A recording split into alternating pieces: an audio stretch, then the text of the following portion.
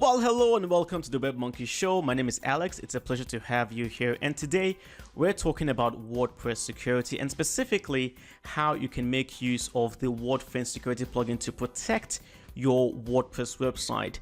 WordPress security is such a big concern and a major issue today, and this is why it's very important that you take the necessary steps to protect your website against hackers and malware.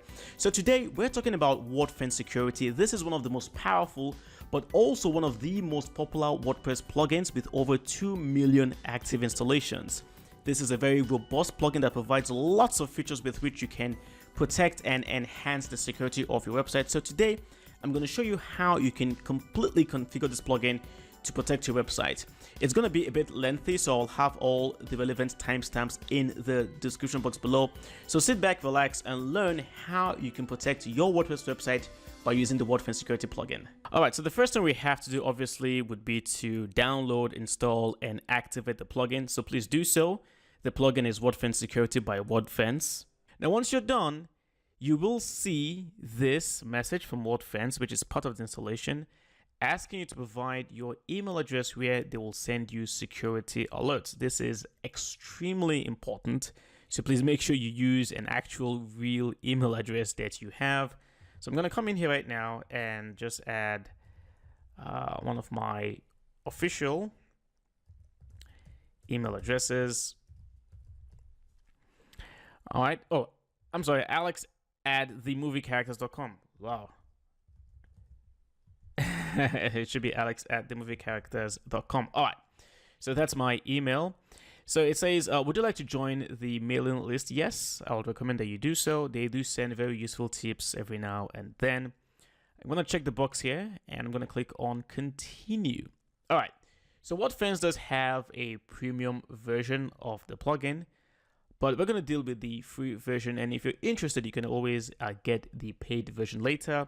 I'm going to click on no thanks. And let's take a look at this fantastic plugin. You will see WordFence at the bottom right here.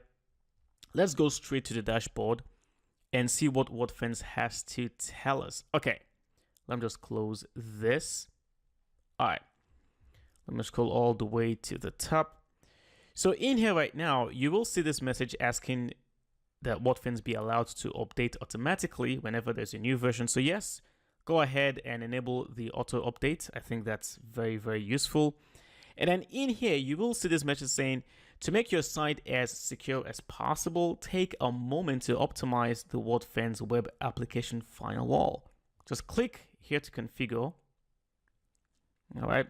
Now, depending on your web host, you might see a different value in here. So don't be concerned if your value here is different from mine. It just means that your web host is using a different kind of web server. So WordFence automatically will detect the kind of server you're running, and that will enable it to run as efficiently as possible based on your server's configurations, right? Just to be on the safe side, I would recommend that you click on your download.htaccess file so you have a backup of this particular file, which is very, very important. Once that's done, just click on continue and click close, and that is it. That's all you need to do to optimize your firewall. Okay, so let's take a look over here right now. Note that we are under the firewall section now. So in here it says, well, you've got the web application firewall and it's currently in learning mode. Okay, let's scroll down here. Over here it says learning mode, and then it will automatically be enabled 1 week from now. I am recording this video 2nd day of February 2019. So what exactly is this learning mode? See, think of the firewall, think of the WordFence firewall as a bodyguard that's been assigned to protect a client for the very first time. Now, the bodyguard needs to understand what the client does for a living, where they go to, the kinds of places they visit, the kinds of people that visit them. This way, the bodyguard knows what to expect, the bodyguard knows the routine, and the bodyguard is in a better position to identify any sort of unusual activity. That's basically what the firewall is doing in the learning mode. It's learning about your website. the kinds of content you produce, the kinds of traffic that you typically get onto your site, the things that people typically do when they come to your site. Maybe your site is the type of site where users can upload files, download files. So basically, your firewall is just learning as much as it can about your site before it actually begins to act. This is why you want to go with the learning mode first of all. You could come in here and just disable the firewall, which will not be a good idea. You could just go ahead and say enabled and protecting, but at this point, your firewall doesn't know much about your site. So it's best to just stick with the learning mode. And as you can see, automatically 1 week from today, your firewall will immediately switch to the enabled and protecting. So you really don't need to do anything in here. All right, let's scroll down. And over here, we've got the advanced firewall options. I know if you're watching this video, you're probably not a security guru. So what I'm going to do is I'm only going to focus on the most important parts and not weigh you down with too many technicalities. Thankfully, WordFence by default actually does a very good job of providing you with some good options that you don't even need to configure that much. So over here right now, you've got the delay IP and country blocking until after WordPress and plugins have loaded. Only process firewall rules early. In here, this is useful if you have certain people that you trust. Maybe it's your web developer or one of your admins or someone you trust. If they're having issues logging into your site or accessing your site for one reason or the other, you can ask them for their IP address and can come in here and put the IP address. This way, that IP address will automatically bypass your firewall and will give the user access to your site. So this is where this is actually very, very useful. Let me just close this. All right, let's scroll all the way down here. So over here, you've got this section that says immediately block IPs that access these URLs. This is a little bit tricky. Whenever a hacker tries to hack your website, there are certain URLs, maybe like /wp-admin, /login.php. There might be certain kinds of URLs they try to access in order to find out if there is a particular vulnerability with your site and so on. If you are familiar with such URLs or you have a security expert, this is where they can come in and add such URLs so that if anyone tries to access such URLs, they will be blocked. However, I'll just recommend that unless you know what it is that you're doing, don't come in here and add anything. Just leave it blank as it is. All right, that is pretty much it for the advanced firewall options. Let's take a look now at the brute force protection. What do we have here? All right. If you don't know what brute force is, basically, in a brute force attack, the hacker will try to guess your password and will try different combinations of letters, numbers, and they do have software that can actually try thousands of combinations per second. So that's basically what a brute force attack is. It's just basically a hacker trying lots of combinations of letters and words just to guess your password. So you really want to protect your site against such users. So in here right now, what I like to do here is log out after how many login failures. I'm going to go with 5. Okay, we'll go with 5. And then log out after how many forgot password attempts. Again, I'll go with 5. And then count failures over what time period? 4 hours, 4 hours. I think this is perfect. These are the settings I would recommend. So basically, if anyone fails more than 5 times to correctly access the backend of your website, they will be logged out for 4 hours. That's basically what this means. And I think this is actually pretty cool. Now over here, you've got this very, very powerful feature that WordFence provides, and that is the immediately lock out invalid usernames. If anyone tries to use a username that isn't on your site, they will be locked out immediately. This is perfect. I'm going to come in here right now and take this. Now, let me open up my users in a new window or in a new tab and show you something. Right now, you can see I've got 2 usernames. I've got developer and I also have movie.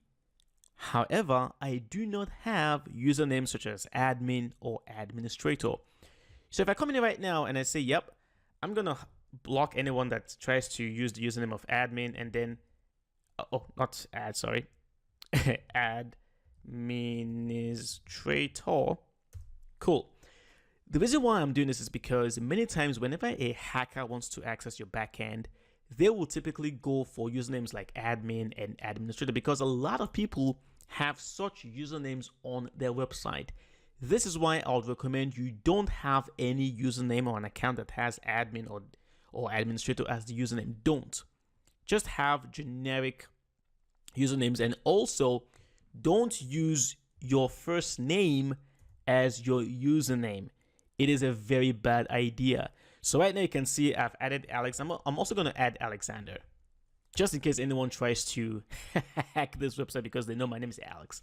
So you can see admin, administrator, Alex, Alexander. I will recommend you do exactly the same thing. Add admin, add administrator, and then add your first name. Block any IP address that tries to use any one of these usernames to access your back end. Okay, let's scroll down. In here, we've got the prevent the use of passwords leaked in data breaches. For admins only, you can go with for all users with publish post capability. I'll go with this one. What this does here basically is if the plugin detects that there's been a security breach, it will immediately render any passwords associated with accounts that have the publish post capability useless.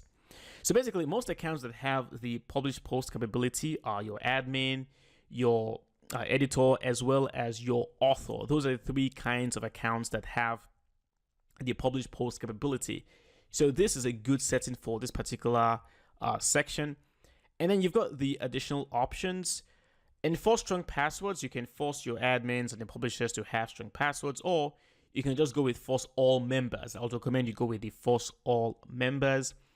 And that is pretty much it for this section. Let me just close this for protection. Let's now go to the rate limiting. All right, what exactly is rate limiting? This controls just how much traffic a particular IP address can get, or how much requests they can make on your site per minute. That's basically what rate limiting is. It's basically you regulating how much traffic you are allowing a particular IP address to get onto your site. So in here, you can choose to immediately block fake Google crawlers. Yes, let's do that. How should we treat Google's crawlers? I like to give verified Google crawlers unlimited access because they're verified, they're from Google, and you typically want your crawlers, Google crawlers, to access your site unless for some reason you don't want to be optimized on Google. So I like to give verified Google crawlers unlimited access. And now over here, you've got the if anyone's requests exceed, everything here is set to unlimited, but this is bad. I'm going to go over here to 240 requests per minute. What this means is if anyone's IP address has made more than 240 requests per minute, and by requests, I mean page access, post access, basically them doing stuff on your site. That's basically what requests mean. So if it exceeds 240 per minute, that's typically very, very suspicious, and I'll just throttle it. You can either throttle or block. Throttle means you regulate, which means you deny them access for a while and then give them access again after a period of time. Block just means block. They're banned from accessing your site. So I'm going to go with 240 per minute and then throttle it. The second, if a crawler's page views exceed, again, I'll go with 240 per minute and then throttle. And now over here, you've got the if a crawler's page is not found, 4 exceed. What this means is if a crawler has found more than a certain amount of not found pages per minute, what do we do? In this case right now, I'm going to go as low as 10. Typically, if any crawler or any person is looking for broken links on your page, that's typically a very bad sign. It could mean they're looking for vulnerabilities. So I'm going to say if they find 10, more than 10 per minute, I'm just going to go ahead now and block it. All right. You also want to make sure that your site is actually well configured. You don't have too many broken links on your site. Just letting you know. If a human's page views exceed, okay, this one, again, we can make this to 40, nothing too harmful here. And now if a human's page is not found for exceed, again, I'm going to go very, very low here. Basically, if a human being finds more than 10 broken links per minute on my site, well, I'm going to go ahead and block them. Why are they looking for broken links? That's typically very, very suspicious. And now over here, it says, how long is an IP address blocked when it breaks a rule? I'm going to go with 1 day. So basically, if an IP address breaks any one of these rules I've set in here, they will be blocked for 1 day. You do have the option for 1 month, which is the highest, but I'll recommend 1 day because remember that when people use the internet, they're using dynamic IP addresses. One IP address today might be assigned to a malicious user who tries to hack your site, but then the very next day, that same IP address could be assigned to someone who legitimately wants to access your site and do good stuff. That's why you don't want to go with 1 month, because you could deny valid users from accessing your site simply because they've been assigned an IP address that was previously used by a hacker. So 1 day, and that is that. Whitelisted URLs, this is a little bit complicated, so I'm not going to delve too much into this. Okay, let's go ahead now and save changes. And that is it for part 1 for configuring our WordFence security plugin. So previously, we already talked about the firewall and how you can configure your rate limiting, brute force attacks, and so on. Let's go straight to scan. All right, and with this particular plugin, you can actually scan your site for vulnerabilities or any sort of malware. So you can come in here right now and just click on Start a New Scan manually. And right now you can see that it's running in the background. You can see it says contacting WordFence to initiate scan and so on. So you could do that if you wanted to. I'm just going to go ahead and stop the scan for now. Let's close. And let's take a look at the options for scanning. All right, so in here, you will see the link that says scan options and scheduling. I'm going to click in there and let's see what we have. All right, you got scan scheduling right here. Now, I would recommend that you enable the scheduled WordFence scans. It's better this way. And then let WordFence choose when to scan your site. That is typically the recommended feature. Now over here, you can choose the kind of scan WordFence should run. Your ideal option here would be the standard scan. Limited means that, well, it's not going to take up too much of your resources, but then the scanning would not be thorough.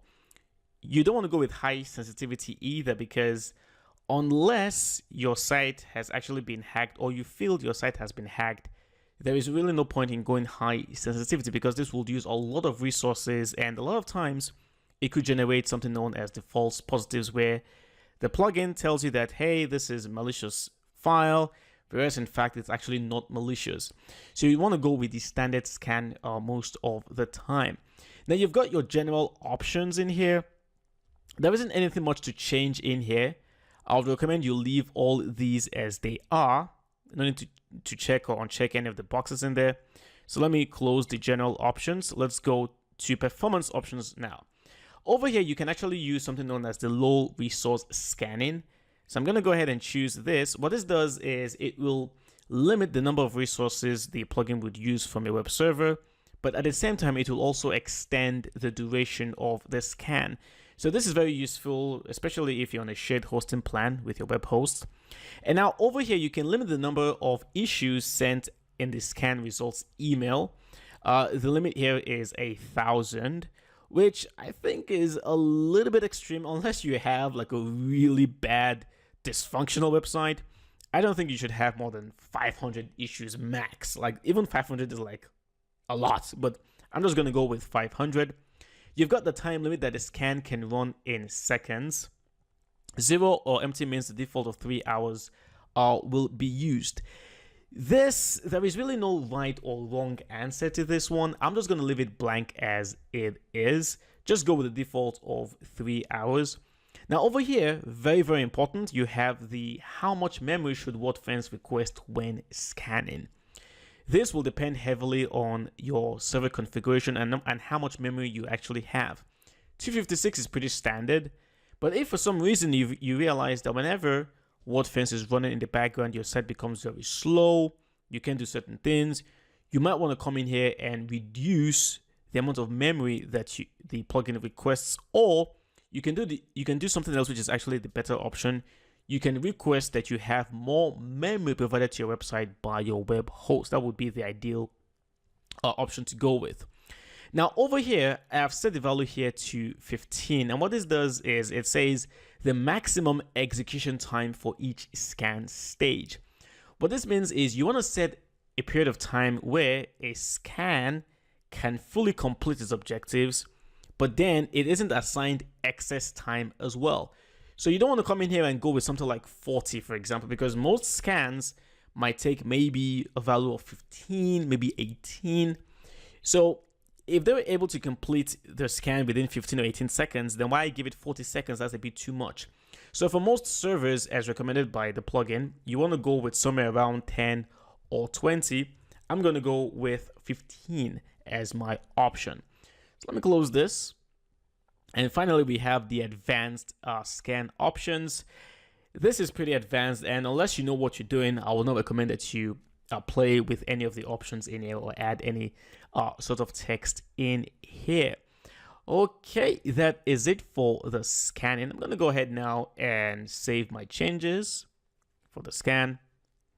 Now let's go over to the tools. What do we have on the tools? Lots of pretty cool stuff. All right. Unfortunately, one of the really cool features is the two-factor authentication, but this is only available with the premium version of the plugin.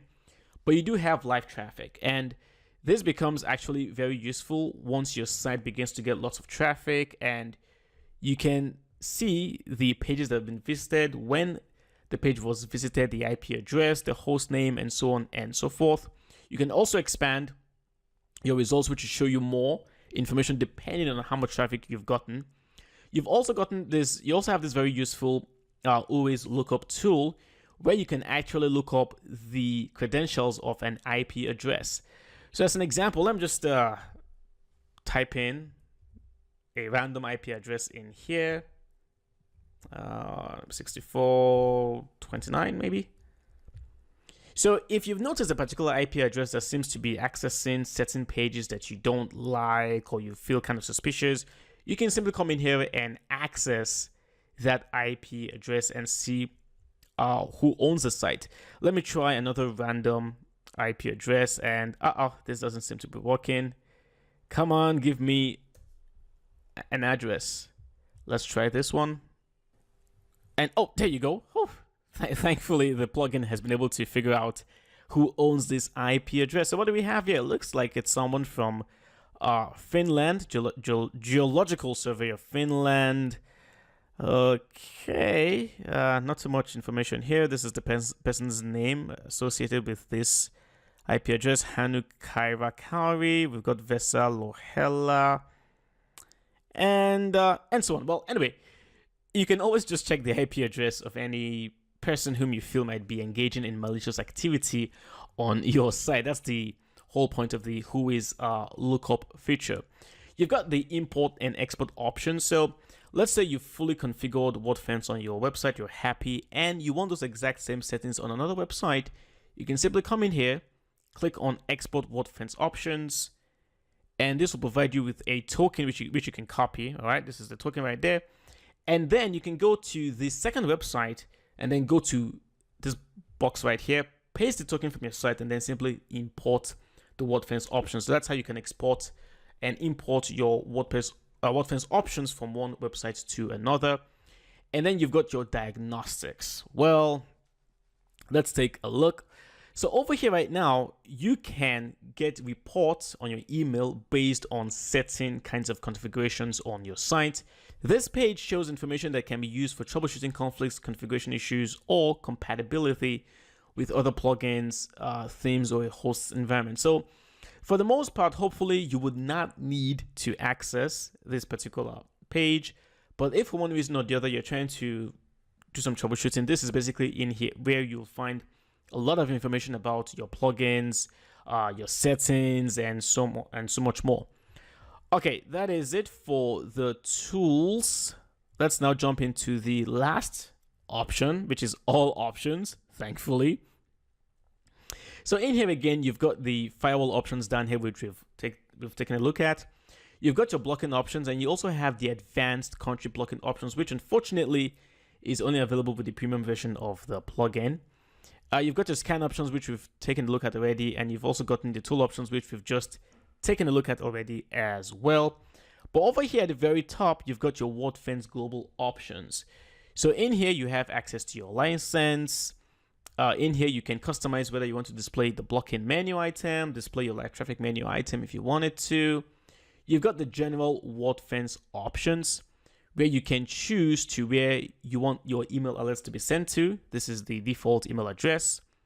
And then how does WordFence get IPs? Just go with the recommended option in here. Don't change anything in here. Let's go down here.